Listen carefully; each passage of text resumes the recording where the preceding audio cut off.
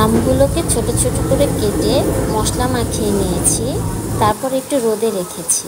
এবার চুলায় দিয়ে দিলাম কড়াই, তার সাথে দিয়ে দিলাম সরিষার তেল। তেলটা দিব পরিমাণ মতো।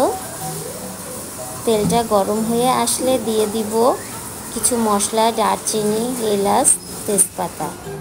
এটা একটা দারুণ স্মেল বের হওয়ার পরে পাঁচফোড়ন যে মশলাটা বেটে রেখেছিলাম সেটা গরম তেলের ভিতরে দিয়ে দেব।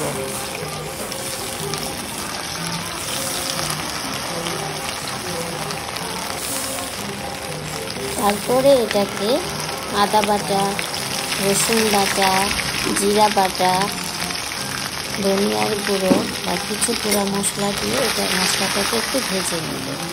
মশলা ভেজে নেবার পরে আমগুলো তেলের ভিতরে দিয়ে দেব, দিয়ে সেটাকে ভালো করে কষিয়ে নেব। আমটাকে ভালো করে কষিয়ে নেব মিডিয়াম আছে। এরপরে দিয়ে দিব সিরকা পরিমাণ মতো দিবেন। সিরকা দিলে আচারটা অনেকদিন ভালো থাকে এবং খাবারের টেস্টটাও অনেক ভালো আসে।